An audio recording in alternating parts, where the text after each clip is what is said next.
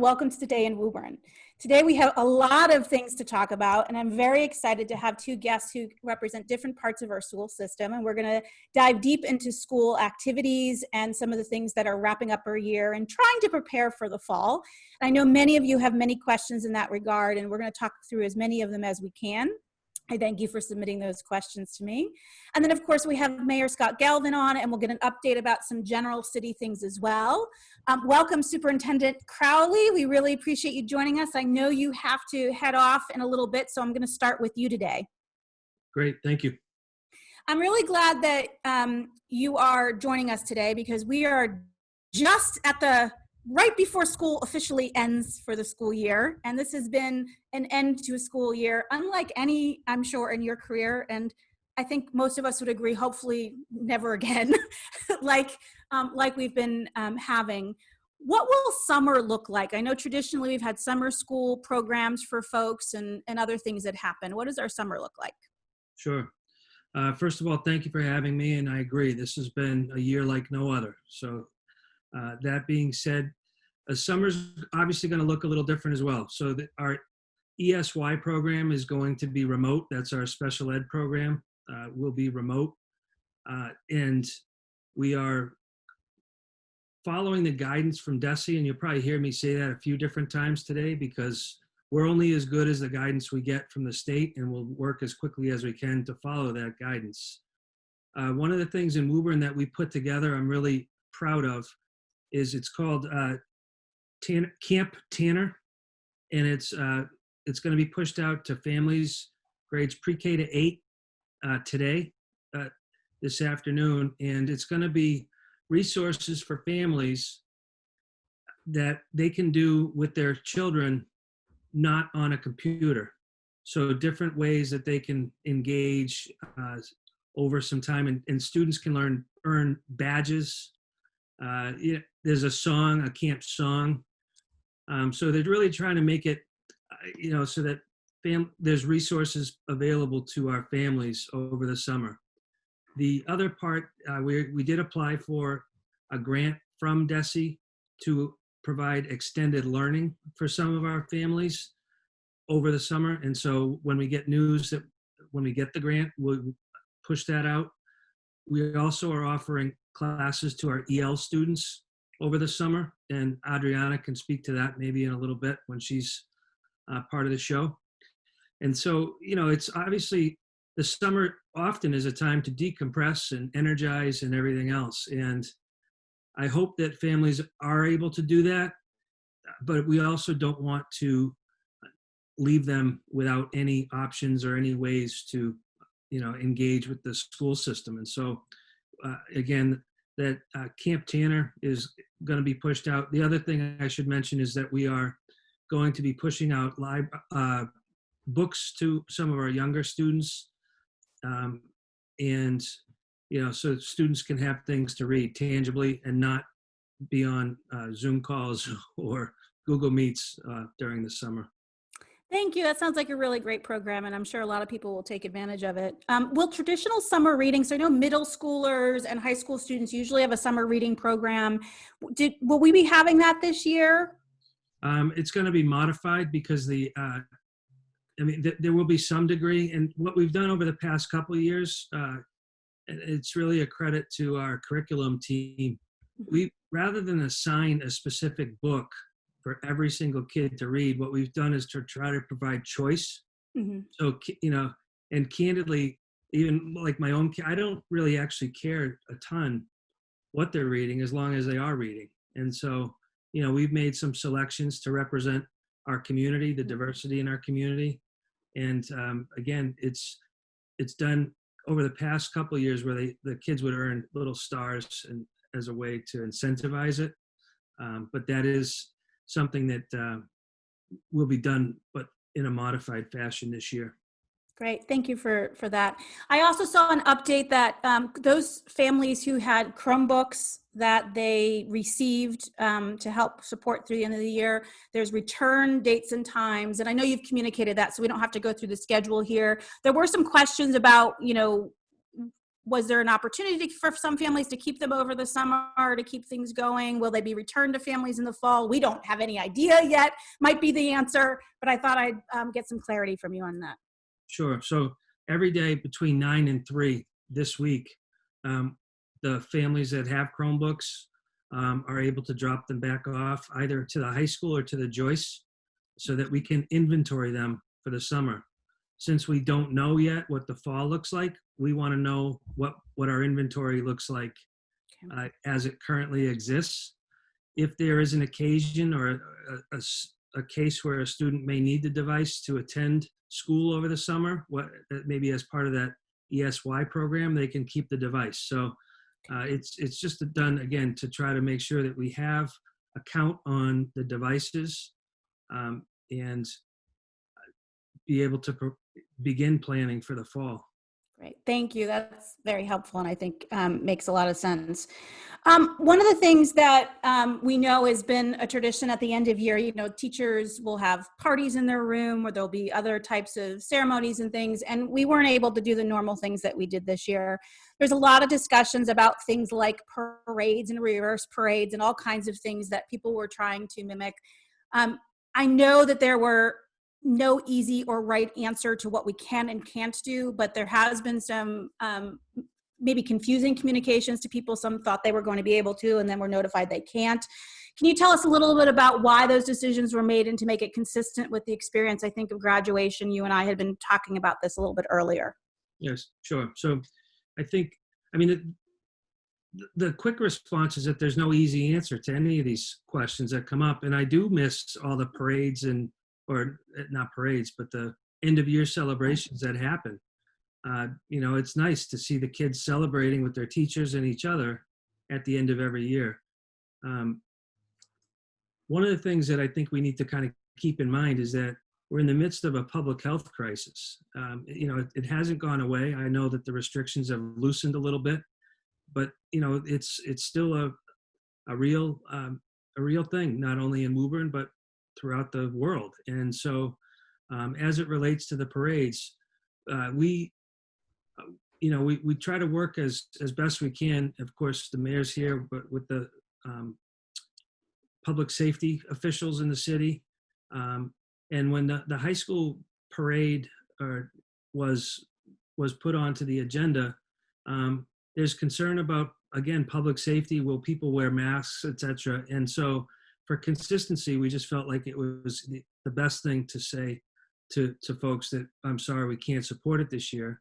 And I also want to be, there's an element of, will teachers feel pressured to come out of their homes to be part of this? Or do all families have cars? There's an equity issue there. So I understand while some families certainly, could do it, there may be others that can't. And again, we're trying to make the best decision that we can with the information we have, and to be consistent in our district to support all of our families. Great, thank you. One of the other things that, this is not a new question for the situation we're in, and I know you get it often, but it did come up quite a bit this week. People sent me lots of notes about it, so I'm going to ask, which is placements for next year. There are some students who are transitioning schools or specialty programs. I just wanted to confirm that all those students have been placed, or if not, what the process will be. And just in general, teacher notifications, it still seems maybe slightly inconsistent with who gets notified of their teachers next year and who doesn't. So I just want to get clarity about what the policy is and make sure everybody is aware of it. Sure.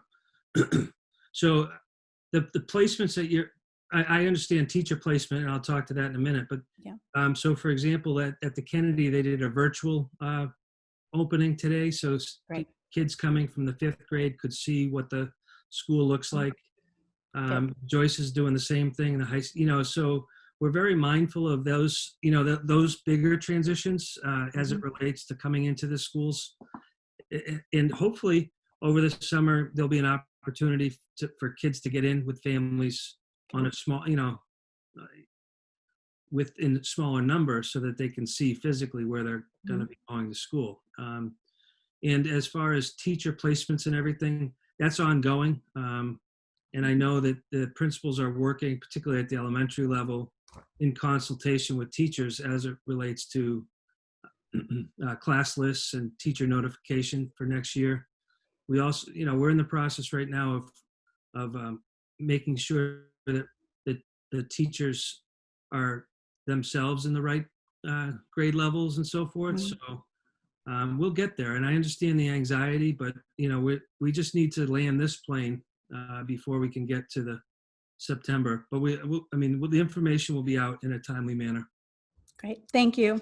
This has been really tough on everyone, and we've all had to make decisions that we wouldn't have expected to. When you look back now, what do you wish we had done differently, or what do you hope that we'll be able to do differently as we move forward through our understanding and as things have changed?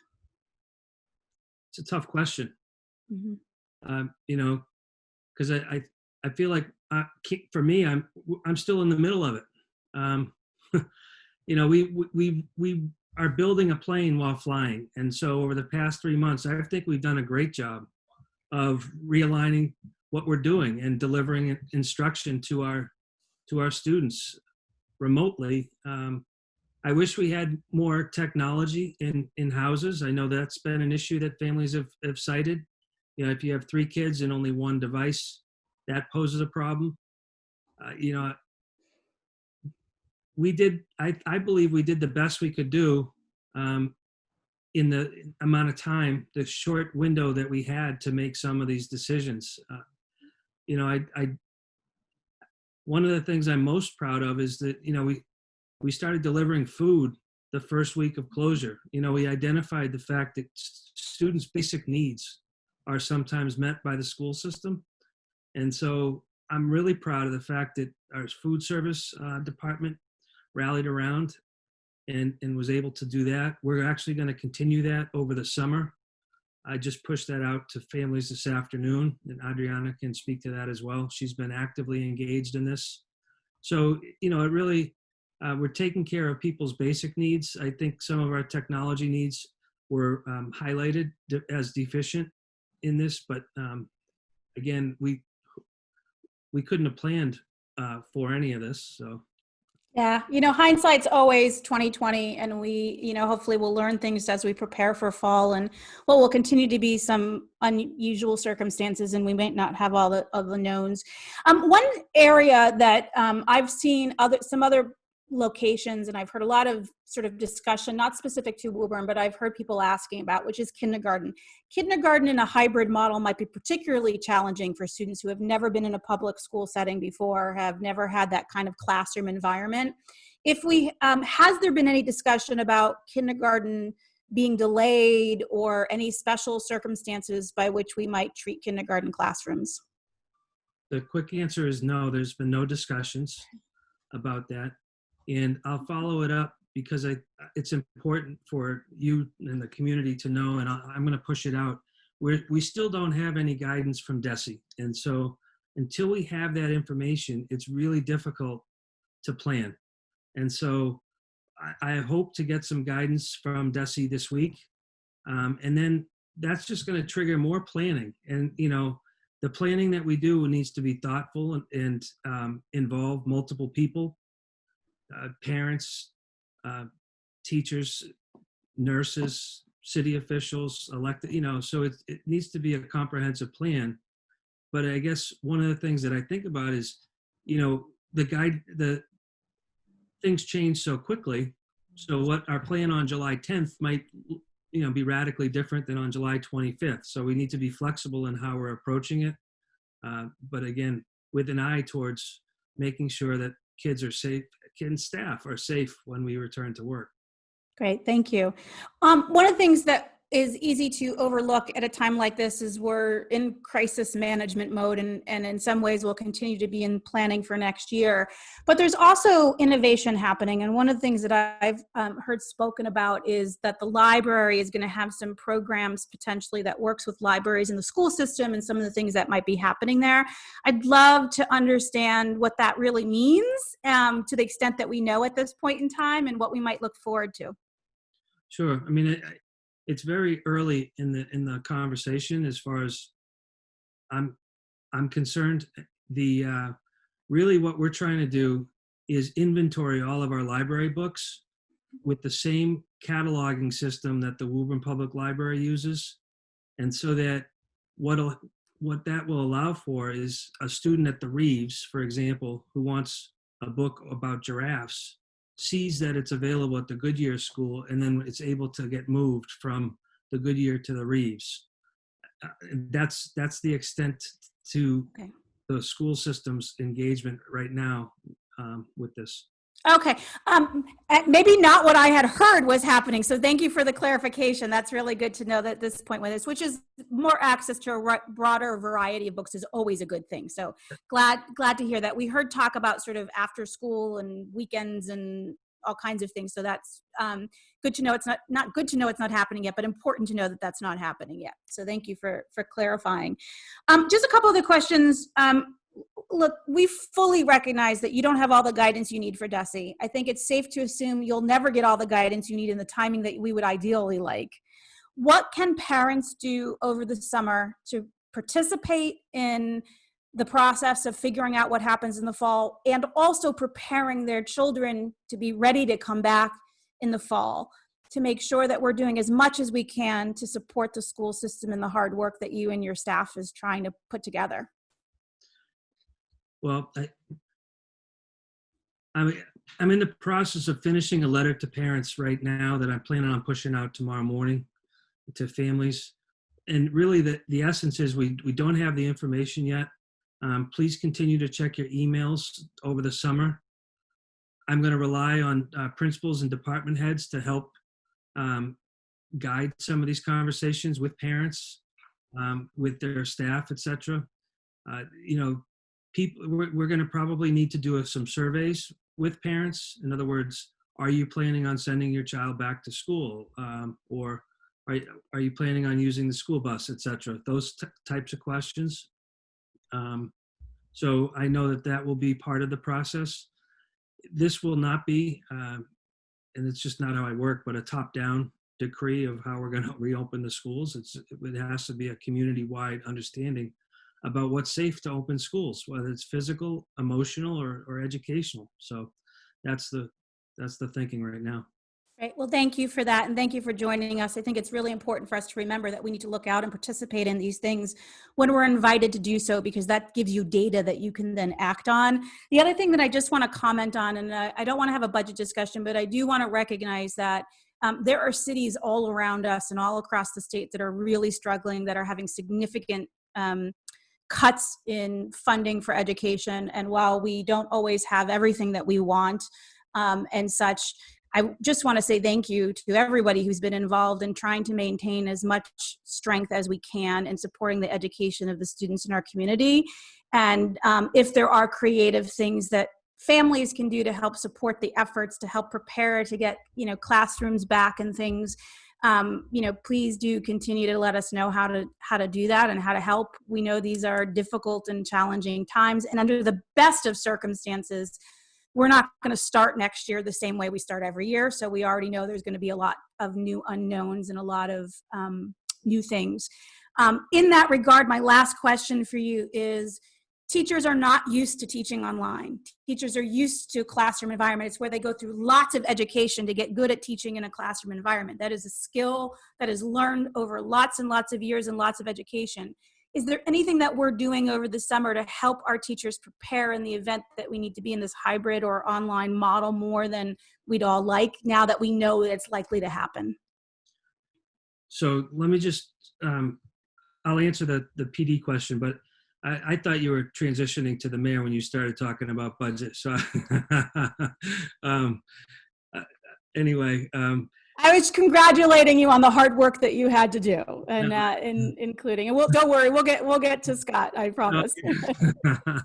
But actually, it was hard work, and I did. But the city of Woburn is uniquely positioned, and it's because of the leadership at City Hall. And so we had to make a lot of choices in our budget process, and it's not an ideal budget. It's a good budget. And we're in a different position than a lot of our surrounding communities because of decisions that have been made over the years. And so I feel really, really fortunate to work in a city that is able to maintain the majority of its staff, and despite, record unemployment, despite loss of revenues. And so, again, I'm definitely appreciative of that, and I do understand. There was effort to get to that point, but and then lastly was the PD question for teachers. We are going to offer multiple professional development opportunities for teachers over the summer. We have an amazing tech director, Jen Judkins, who's come out of this pandemic looking like a superhero, and she really is. And we're going to do a lot of PD, but not all of it's going to be sit in front of a computer for hours on end. So it might be a 15-minute tutorial on how to do X, Y, or Z. And then people will have an hour and a half to figure out how to do it, so that we can all get better at this, living in the remote world for as long as we have to. And even if we're back in school, I think it's nice to have different tools in our belt. So I think it's a great, definitely a silver lining in all of this. So thank you. Yeah, thank you. And look, we all have snow days, we all have holidays, we all have students who can't come to school for a variety of reasons. And even if most students are back to normal in the fall, there will likely be students who are not able to for a number of different kinds of reasons. So it's good to know that we are preparing for that and skilling and using our technology to the best of our capabilities. Thank you, Matt, for joining us very much. I appreciate it. Okay, thank you. All right. Great. I would like to thank and have Mayor Scott Galvin join us now. Thank you, Scott, for joining us as always. I wanted to just start with kind of a quick check-in. We had a little tiny bump up in cases a few days ago. Have we stabilized from that, or? Yeah, the past couple of days are back to zero, but again, it wouldn't surprise any of us if we start getting more cases and more people go outside, a little tick up in the number. So the biggest thing, going forward, of course, is the capacity in the hospitals. And I think that we've demonstrated, and I can't say enough about how it's great to have Winchester Hospital and the Leahy. They really stepped up big time around here. So, it's nice to see that the capacity is there, and I think we'll be prepared. We still have to remember, like you always say, you have to practice the social distancing, bring your mask with you when you're in tight quarters, and those things we're going to have to continue to do for quite some time, and keep moving. Yeah, I think it's really important for us, Martin, those are the things that are letting us get back to some of the activities we hadn't been able to do. And so I know I'm super appreciative of our community for the most part, participating in that and respecting each other's space and working hard to be safe with each other and to do things as much as we can. Yeah. One of the things, Scott, that sort of an unfortunate thing to have to talk about, but I'm sure you've heard there was a mural defaced, and I'm curious for your thoughts about that. It was, most recently defaced with red paint that looks like, dripping blood. I'm pretty certain that was intentional. And I think that sends an unfortunately very clear message by that person. And I just want to ask you, not about the case necessarily, but what do you want us in Woburn to know about what that person did?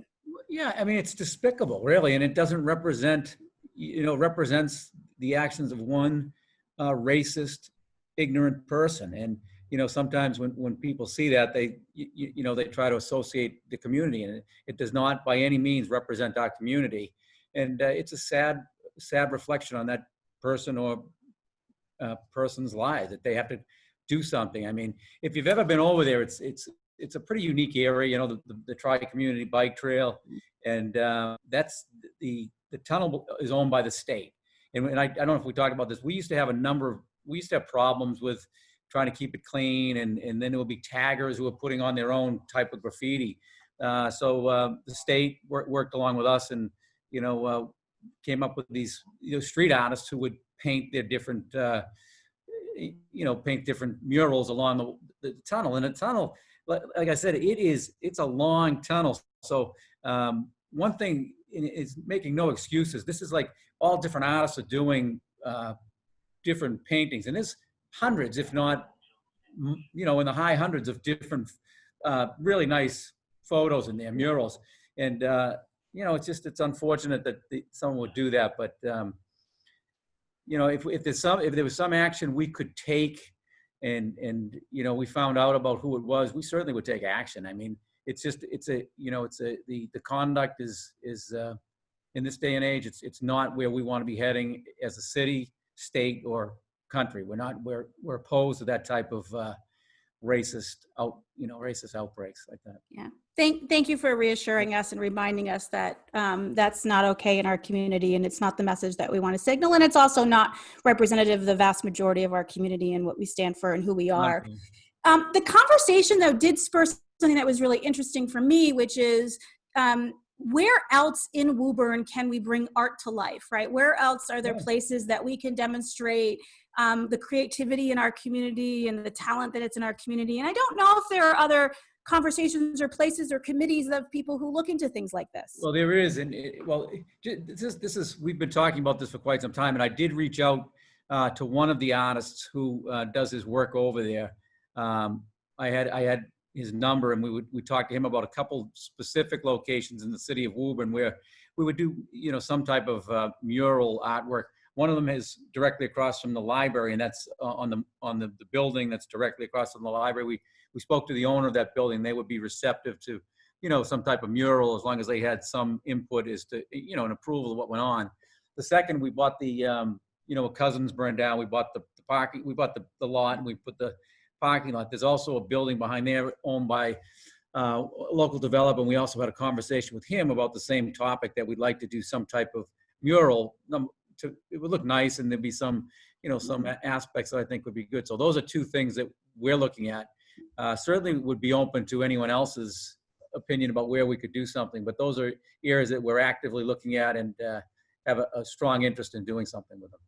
Well, I love to hear that. I think that's a really great to hear, and it would be a wonderful outcome of what has been a pretty tragic situation, but bringing more art to our community would be a nice way of honoring the artwork behind that.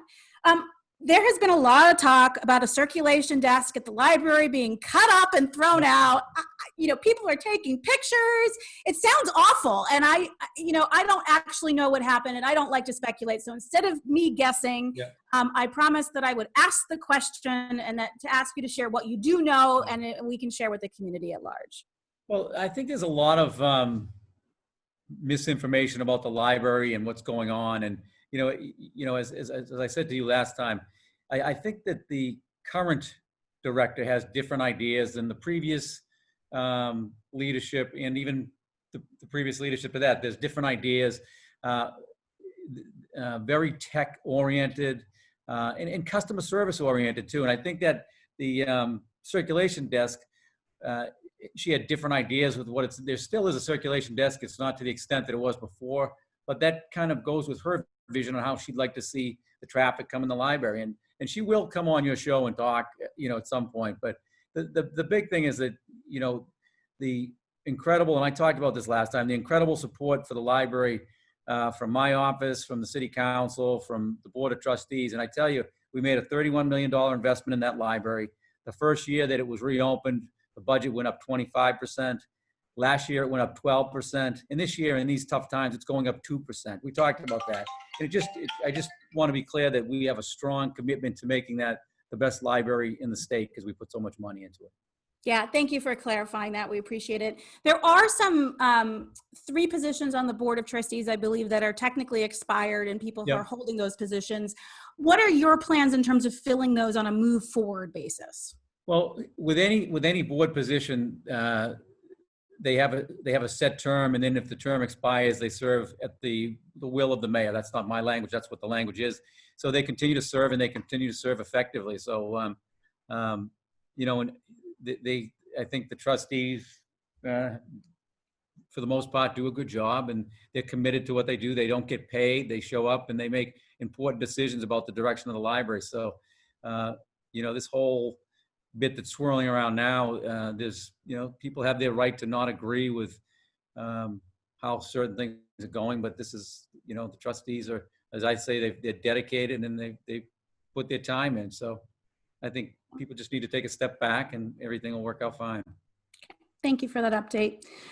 There was also a couple people who reached out. Patricia I'm going to forget her last name, so I'm not going to say it because I don't want to get it wrong. But she had shared some articles with me about some cities that were doing sort of micro loan processing for some of the small businesses who didn't have an opportunity to get money from CARES Act. Kind of a combination of funding that was privately raised and some funding that might have been from the city or the business associations. Do we have anything like that we've been talking about? We do, and the that woman did get in touch with us, and we responded to her with what we're doing. So I'll send you the same response. But CDBG loans, there are entitlement communities and non-entitlement. We're in non-entitlement, and you know, the CDBG money comes from the feds, and they break it up based on per capita. But the feds put something in this time that we were able to get money as a non-entitlement community, and it was exactly for that, micro loans. And we joined, they encouraged us to join a consortium. So we're part of a number of other communities that are working on this now. And we hope to have those loans will be available, just like you said, those micro loans for the small businesses in the city who have been hurt. So what I will do is, after I get off this, I'm going to send you over the what we're actually involved in, so you can, again, share it. I did share it with that woman who sent me the email, but I'm going to send it right to you as well. Yeah, I appreciate that. And I'll share that, Bradley, because I do think that, you know, she was certainly passionate and raised the issue, but I think there were lots of people who sort of chimed in and wanted to learn more. So that would be great. Thank you for doing that. Couple of other little things, well, not so much a little thing, but I think a routine thing, I should say, which is city council budget is coming up and there are meetings. I know some people have reached out who typically would go to the meeting and be present. There are a lot of people who are not comfortable doing that right now, even if they're allowed in the building and into the meeting. What are ways for the community to have their voice heard in that and to participate if they can't or don't feel comfortable physically coming to the meeting? The only way you can participate is actually in this situation where the council is elected to go live because of open meeting issues. You can't have it both ways. It's either one or the other. So if people want to participate, I can only tell them that, you know, they're required to wear masks. You're required to social distance. So I think that they're certainly welcome to come, and they should come. You know, I think with the masks, the social distancing, I would say they're safe. But again, that's their decision to make. And you know, like I said, most people have gotten used to participating in meetings now by Zoom, and that's become it's a lot easier. Let's face it. You put it on and you can participate from your house. But in this case, the way these public meetings are set up, you have to show up, and you're not allowed to do it both ways. Okay. Do we, like, in the future, when we don't have to do Zoom and we don't have to do online, I will say that I think there's been a lot of community engagement that doesn't normally happen because that people are able to cook dinner in the background or, you know, dial in from work perhaps when they're not quite home and those things. Has there been discussion about using those tools and mechanisms more regularly? Not, you know, I think that would probably have to come from, I would say, from the Attorney General, because there are issues that they have now regarding open meeting requirements. So I think that it's, you know, maybe that will come, Samantha. There may be some issues, and you know, for one, I prefer that, you know, if you're going to go to a public meeting, I think you should go and speak. Sometimes, I think it's more important that if and I do understand people's concern about, you know, they might not feel safe, but I think that on issues that you feel important, I think it's important that you get up and you actually go to the meeting and talk. That's my opinion. But again, it may become, as you said, in the future, might evolve into something different. And I also saw somewhere that there was a way to submit a written statement that could be read at the meeting. You can, you can always send in a letter, and you know, I think that was in regard to the library that people wanted to send that in, and again, people can send anything they want in about commenting on the budget, but you know, personnel matters and the like are not part of the city council's role in the budget, so they're probably better off sending those letters right to me. I know they want to have it heard and whatnot, but it's probably more effective if they send it to me. Okay. All right, that's helpful. Excellent. I think that is all the questions that I had for you. Anything that you'd like to add before we let you go? No, I think that's good. I'll be back next week, and then we've got a lineup for July. But I'll be back, and when I get off, I'll send you the email so you can have that. Great. I appreciate that, Scott. Thank you so much. Thanks, I Samantha. appreciate you joining Have a us. good week. Great. And Adriana, Mendes-Sheldon, if I'm pronouncing that correctly, please correct me if I'm not. No, you did great. Good. I don't have as lovely an accent as you do when I say it, but welcome and thank you for your patience. Really appreciate you joining us today. Adriana is the community engagement liaison through our school system, and I think most of us actually don't know what that is. So if you wouldn't mind just beginning our discussion today, telling us a little bit about your role. Absolutely. And first of all, thank you so much for having me here.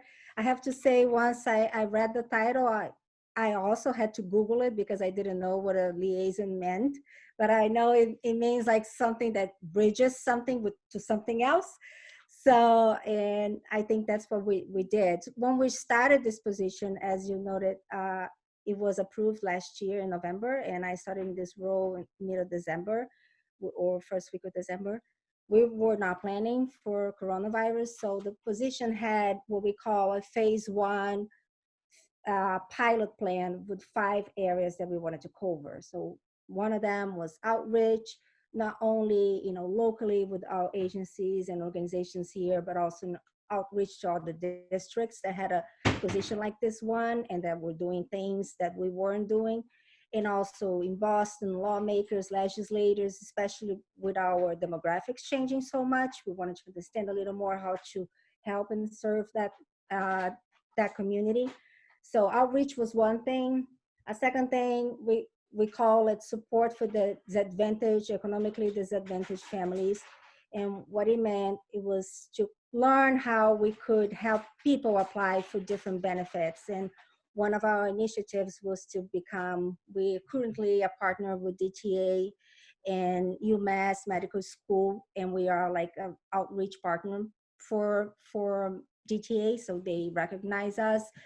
And the third thing was also, let me see if I'm not forgetting anyone, communication. So as you might have noticed, we now communicate in at least 4 different languages. Sometimes not everything comes out in the same time that the first communication goes out. But again, we need to engage with the families that are changing in our community. And research shows that families who are active engaged in the kids' education, the kids have a much better academic output.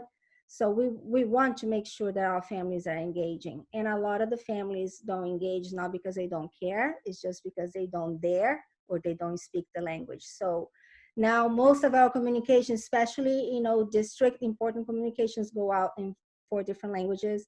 Our website has a lot of things translated to 4 different languages. And why 4? We actually have close to 40 languages that are spoken in the district, but they're very highly concentrated on this 4, being Portuguese, close to 28%, Spanish is close, or even over 30%. Spanish is 25%, Haitian Creole 10%, and then everything else, is kind of like 5 to 6%, and also obviously English.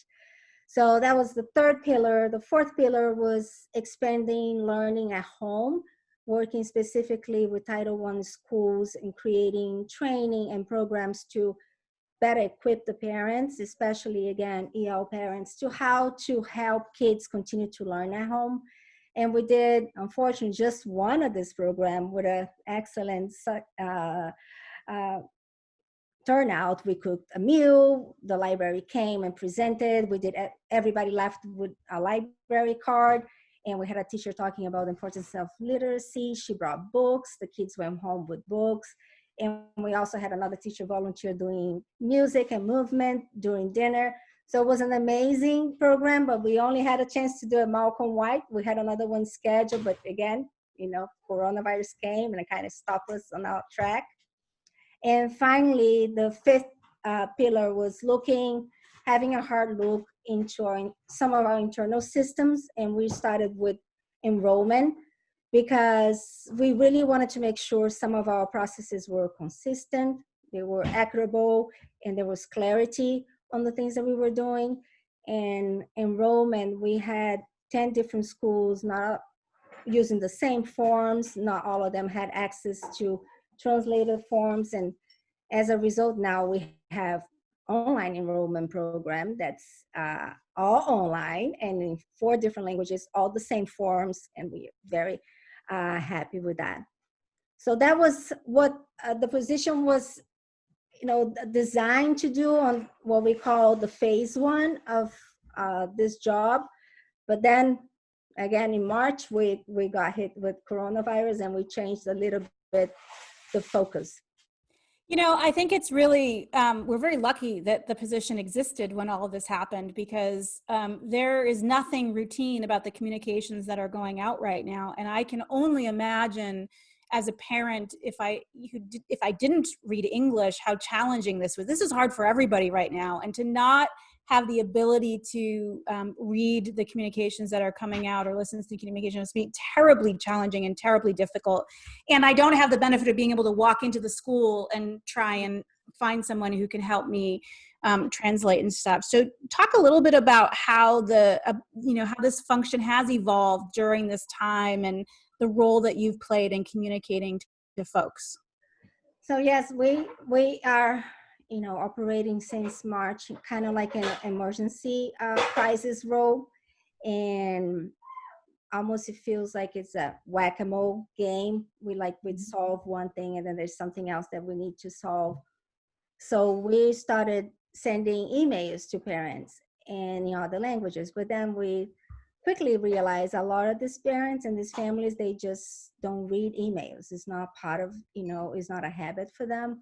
Then we started aggregating our students by the ones that were L's or FELs, which are the students who, English is a second language. And we started sending them also text messages and emails. And then I started literally texting one by one and trying to create a buddy system. If I talk with somebody that I know knows a lot of other people, they can let all these other people know. And I created, because we had so many demands and requests, I created a COVID family tracker needs that all the principals had access. And Jen and I, we just had this little protocol. The principals will each enter their needs in one of the tabs, and then I will go there, reach to the families, either by calling, emailing, or texting, and then we move those needs with an action plan to another Google Doc that the principals can access and see what was done for that. So we have almost 400 names in that spreadsheet now, and most of those families were contacted more than once. And we have 2 groups now, a group of Spanish-speaking moms and a group of Portuguese-speaking moms, very active on WhatsApp. The Portuguese group has close to 60 moms, and the Spanish probably close to 20. And the idea for that was that, there's only one of me. But once you communicate with somebody, they can all help each other out and communicate and help. And it's just very nice to see how some of these families have reached out to help each other. Because sometimes I will get up in the morning, there will be 38 new messages in the group, and I'll see that somebody asks, how do I activate my EBTD card? And 2 or 3 other moms already helped and answered. So that is lovely. That's what community is all about. I love hearing that. And I think it's a really important point you raised, and that email is a really important way to communicate, but it isn't the only way we communicate. And not being in schools, we aren't sending home as much physical notices as we may have been doing in the past. Yeah. And such. In addition, are we doing anything in terms of communicating through any of the local papers or other mailing lists and things that people should be aware of, that they should make sure that they're registered? We have been doing, for example, we are very actively participating with the Woburn network, mutual aid. I don't even know how we say it, but what the acronym is. But once we have a communication, for example, like today, we decided it's approved, we're gonna feed people through summer. we have the flyers, we have them translated in different languages, and I send it to housing, I send it to YMCA, I send it to the Boys and Girls Club, and all the agencies that are around here.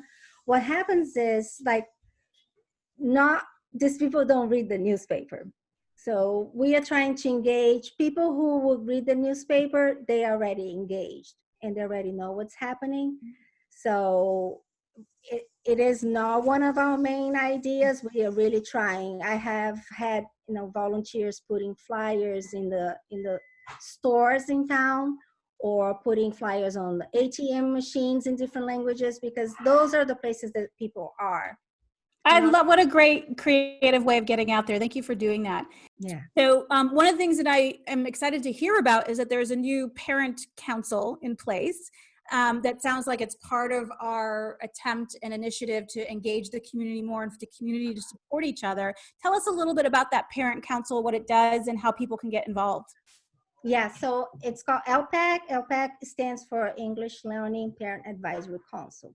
So it's pretty much like the CPAC, the government asks districts to have that.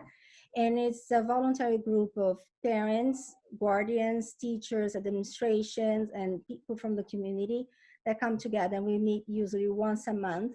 And the role of is to consult about your child's education, being a student, you know, English as a second language. So this is something that we're really excited about, because again, we believe that engagement is very important, and we believe is one of our core values is that families should have, you know, an input and a platform. And a lot of these families just, they don't have that channel to communicate with the schools. And Erin Cooper is the coordinator for English as a second language in the district. And we were planning on having our first LPAC in March, again, before the whole crisis. And when we were asked to do it again online, she and I, we were like, oh, how are we gonna pull this off? Because it's a group that has never met before. And we have to invite everybody. Not everybody wants to be in a Zoom call. Not everybody knows how to be on a Zoom call. Not everybody has internet at home yet. But we went for it. In our first meeting, we had 57 people, and we were absolutely like floored with the amazing turnout. And we ran the meeting in 4 languages. It was really crazy. We would speak, and then I translate to Portuguese, somebody else translates to Spanish, and somebody else translates to Haitian Creole. And well, I just want to bow down to all of you, because that is not a gift that I have of languages, and I admire anyone who can communicate in multiple languages. It is not easy to do, and we're so grateful that you and your team are able to do that. One thing that struck me as you were talking is that a core value of this, of course, is engaging the community of people who might not speak and read English, and making sure that they're integrated into the school system and understand what their children's needs are and communicate those needs to the school. I suspect as sort of a side effect, though, is they also can share their culture with us, and that there can be an opportunity to sort of learn from each other about what's happening. And I suspect that is challenging, particularly right now as we're working in these unusual circumstances. But do you anticipate over time that portion of the community engagement happening as well? yeah, absolutely, especially because I think we are culturally different, all of us. And the way we all reacting to the situation is also based on our frame of reference, which is pretty much built upon our culture and our experiences. So I think it's not only that it's nice to have, but I think it's critical to have a group like that, because we could be jumping to conclusions that families are doing this or that because of who knows what. But turns out that sometimes actions are made and decisions are made just based on the culture of their country. So one thing that I've noticed when I moved here, that in Brazil, it's okay for you to leave your kids, your older kids, taking care of the littler kids. Here, it's not okay. Pretty soon you know that the CF is going to be knocking at your door. So things like this, they raise like a very big red flag. we need to not only communicate to them what we're doing, but also have active listening ears to hear about their cultures and how they react, how they behave, so we can all be acceptable and accepting of each other and respectful of each other as well. I love that. I'm a very fortunate person. I grew up living outside the United States for a number of years and had the opportunity to experience many different cultures firsthand, and learned along the way very quickly that I know very little in the world.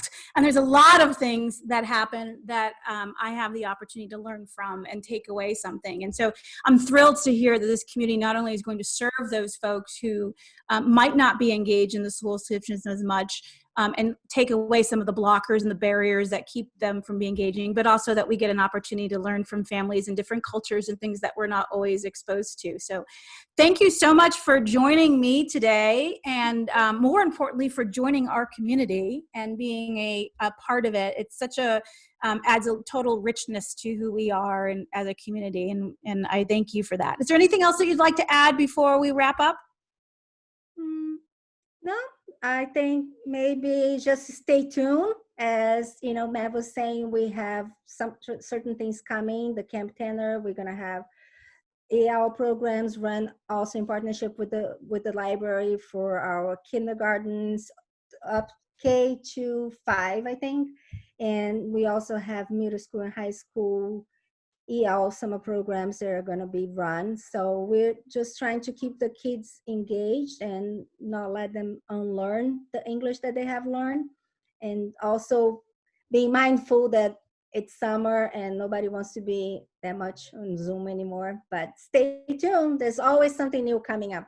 I love that. And I think it's safe to assume, but I will just be explicit about it. If we know a neighbor, a community member, a friend who is struggling, who isn't understanding what's happening, who doesn't know where to turn, your office is a good place to direct them. Yeah, because even if it's not one of the 4 core languages, the role is to help find a way to make sure that they're engaged and communicating. Is that correct?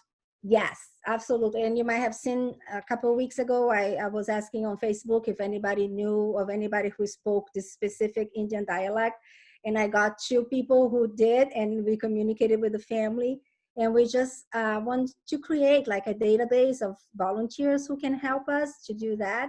And yes, you can always send them to me. If we don't speak the language, we'll find somebody who does. And if we don't know the answer, we'll find somebody who does too. Thank you so much. I know that is, these are all difficult times to navigate. Thank you for doing that for us. And thank you all for joining today in Woburn. I hope that you've taken away. We know that school is uncertain for the summertime and certainly for the fall, and we don't know, but I feel comfort in knowing that we have community leaders who are willing to engage us, share what they know when they know it. And we as community members can be flexible in responding to surveys when they come, reading the things that are communicating, ask questions, and continue to make sure that we're having dialogue and understanding with each other. And as always, a healthy reminder to be kind to each other and to continue to support each other in our community. We have some great opportunities, as the mayor stated, to bring more art to our community, to help our small businesses, to help those who are English language learners continue to grow so that they're most prepared for school next year, and to be patient and kind with each other as always. Thank you for joining us.